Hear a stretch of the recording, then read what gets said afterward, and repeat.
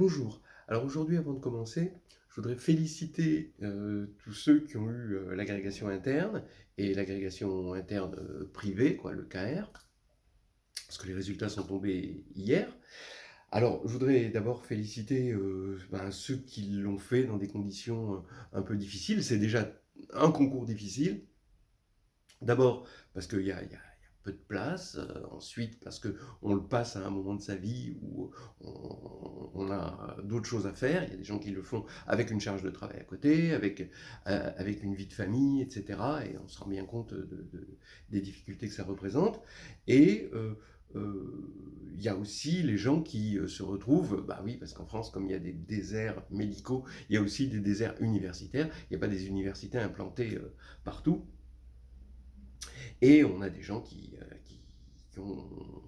se sont aidés des vidéos comme celle que je présente, pas que la mienne évidemment, parce que heureusement il y en a d'autres, et qui l'ont eu grâce en suivant les choses à distance, ce qui est quand même déjà un challenge supplémentaire, parce que bon, on sait que rien ne remplace la présence physique, hein, le confinement nous l'a prouvé maintes et maintes fois. Donc, félicitations. Alors, en particulier, des gens qui m'ont, comme Osven Lafitte, hein, qui a été troisième en vivant Saint-Pierre-et-Miquelon, c'est quand même assez extraordinaire, donc bravo à toi. Thomas Doré aussi, qui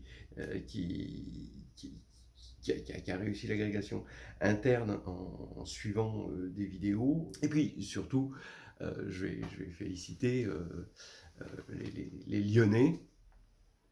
Lyonnais au sens large, parce qu'il y avait tout le monde n'était pas vraiment de Lyon dans la prépa. Oui, on a formé avec l'équipe de préparationnaires de Lyon et l'équipe des agrégatifs une super team qui a donné de beaux résultats avec de jolies classes. D'ailleurs, hier, on a réussi à fêter ça dignement. Voilà, donc maintenant on va plutôt passer à l'agrégation externe. Donc ce que je vais présenter pendant le mois qui suit de préparation à l'oral de l'externe va être plutôt justement pour la préparation de cet oral, comme par exemple le thème du jour, sur les sous-groupes finis de GL2-R et de GL2-Z, qui se placent plutôt bien dans les leçons d'algèbre et de géométrie de l'oral d'agrégation externe. Alors donc voilà, on veut connaître les sous-groupes finis de GL2.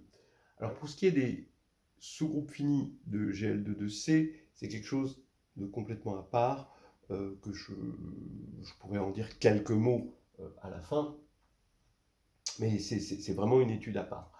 En revanche, pour GL2-R et GL2-Z, eh bien, on va en discuter. Et vous allez voir que c'est une somme de belles idées. C'est plus que des astuces, c'est vraiment on peut dire des astuces, mais c'est quand même des belles idées qui ornent le chemin de la preuve.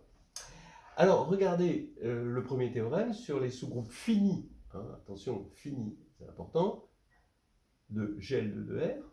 Tout sous-groupe fini G de GL2-R est isomorphe à Z sur NZ ou au groupe diédral DN. Juste, je rappelle que bon, Z sur NZ, il n'est pas présenté, c'est le groupe cyclique.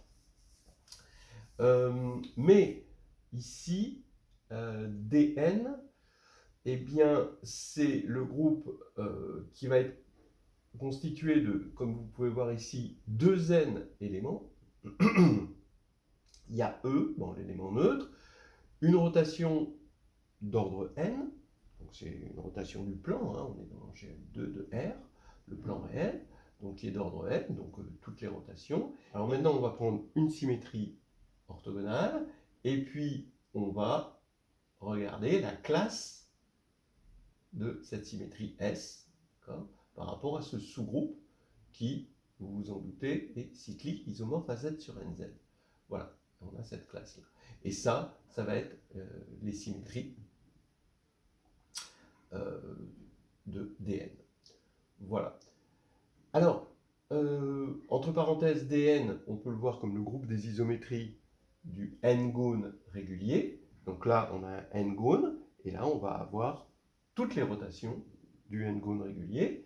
Et ici, on va avoir les n symétries qui correspondent aux n axes de symétrie du n-gone régulier. Et là, il y a une petite différence. Si n est pair ou n est impair, on n'a pas le même type d'axe de symétrie. Si n est impair, on a des médianes, c'est-à-dire qui passent par un sommet du n-gone et le milieu de l'arête qui est en face. Et quand n est pair, eh bien, on a deux types d'axes de symétrie. On a des diagonales et on a ce que je vais appeler une diagonale, c'est ce qui va relier la droite qui va relier un sommet et le sommet opposé, et des bimédianes, c'est-à-dire qui va relier la droite qui va relier les milieux d'arêtes opposées. Voilà la petite histoire de Dn. Au niveau du calcul, on a R puissance n qui vaut E, S au carré qui vaut E, évidemment, c'est une symétrie, et SR, S-1, donc le conjugué par S de la rotation R, c'est R-1. Et grâce juste à ceci, vous pouvez faire tous les calculs que vous voulez pour multiplier deux éléments de Dn. Voilà donc pour la présentation du groupe Dn, j'en dirai pas plus. Alors là maintenant, on va montrer ce théorème, et il est en plusieurs étapes, je dirais au moins 3 étapes. Alors d'abord l'astuce unitaire, ce que les anglophones appellent the unitary trick, c'est le terme consacré. C'est plus compliqué que ça. C'est que G est conjugué à un sous-groupe de O2 de R. Bon, on peut se ramener à un sous-groupe de O2 de R, ça c'est quand même assez intéressant.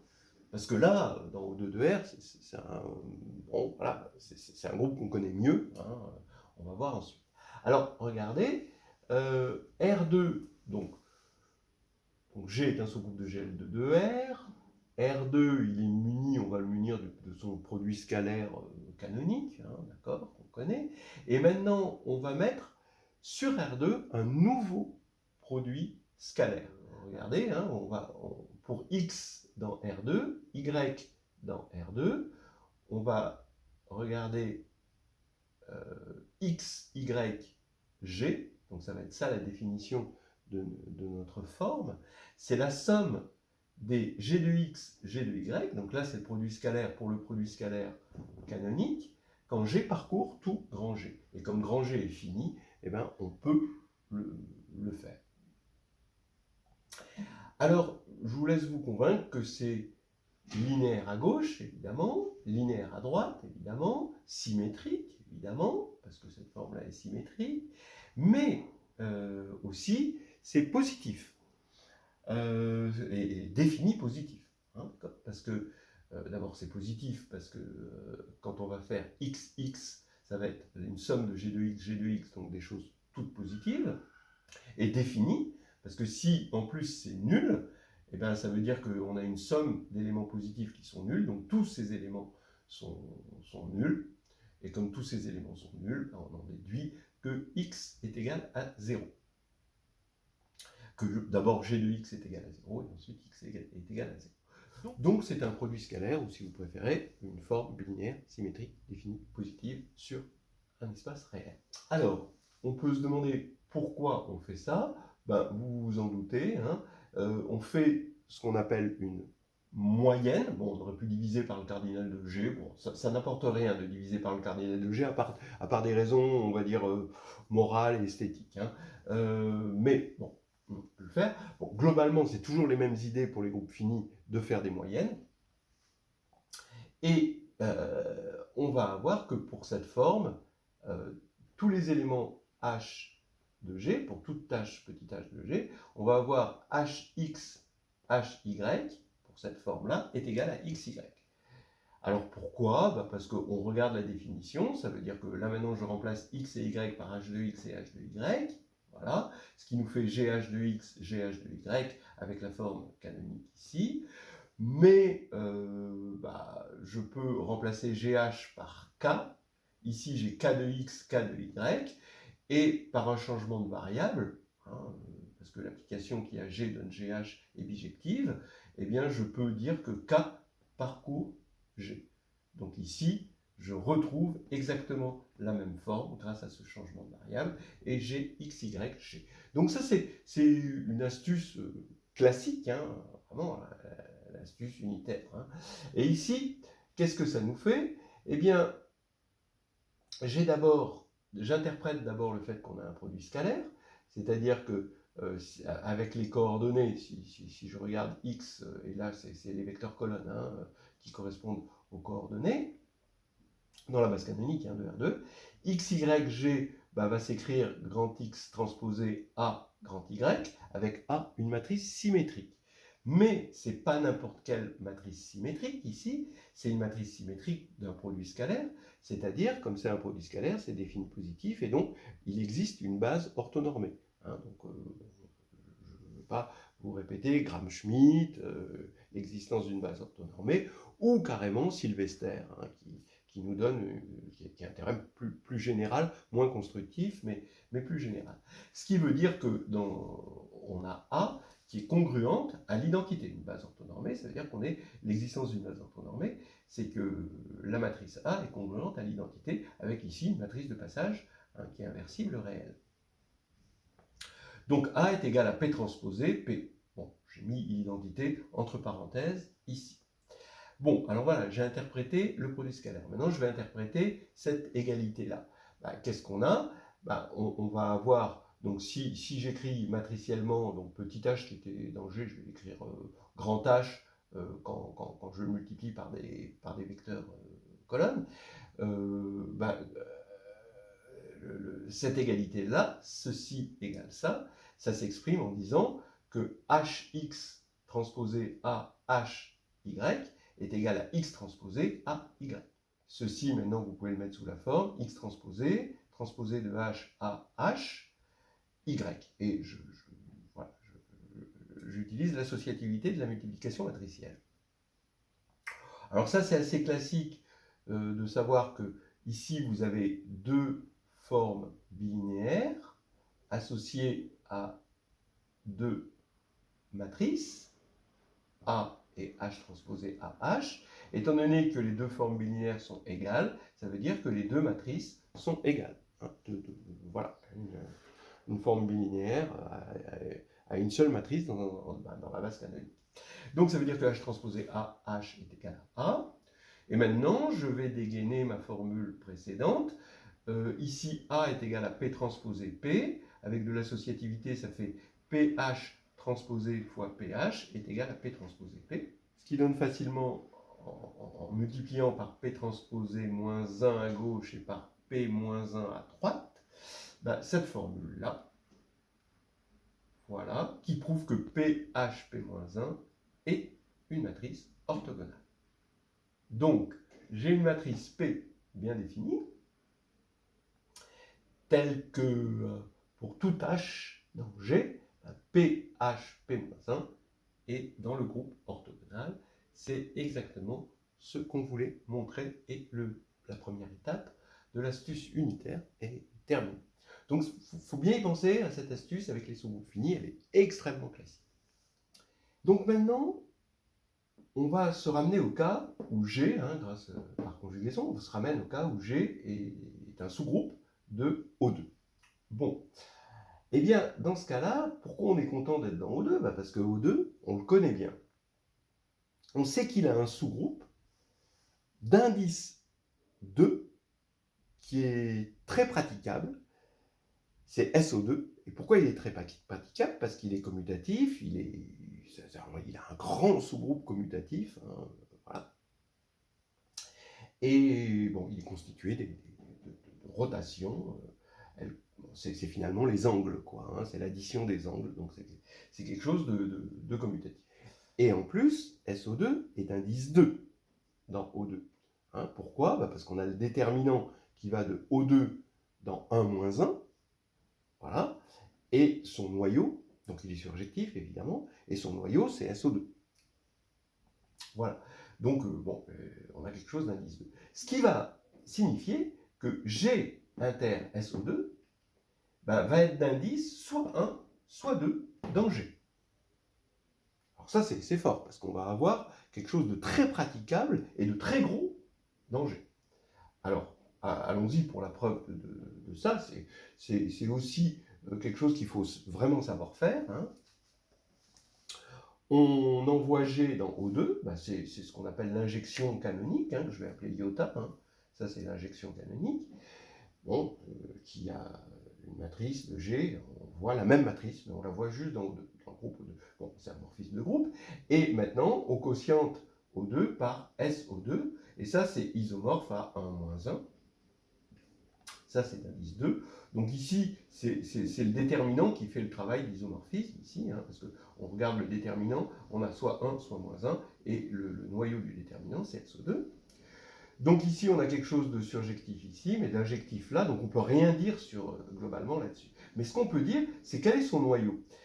Quand on regarde bon, on va appeler ça pi, hein, quand on va regarder la composition pi rho iota, eh bien, on peut regarder quel est son noyau. Ben, c'est les éléments qui vont vers 1, donc ça veut dire que c'est les éléments de G, eh ben, qui sont aussi dans SO2. Hein, voilà. Donc c'est G inter SO2, et donc on quotiente par le noyau, G quotienté par G inter SO2, maintenant, comme on a quotienté par le noyau, ben, ça va s'injecter là-dedans. Donc on a un groupe ici, qui est bien, c'est bien un groupe, hein, parce que là j'ai quotienté par un noyau, donc par un sous-groupe distingué, donc c'est bien un groupe, qui s'injecte hein, dans un groupe à deux éléments.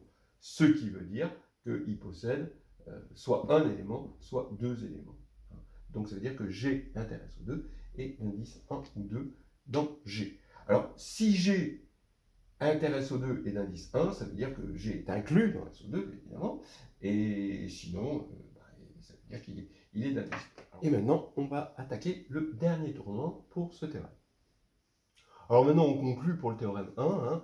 Donc si G inter SO2 est d'indice 1, ce qui veut dire que G est inclus dans SO2, alors SO2, c'est le groupe des rotations, il s'injecte dans ces étoiles, le groupe multiplicatif, c'est étoiles. Hein.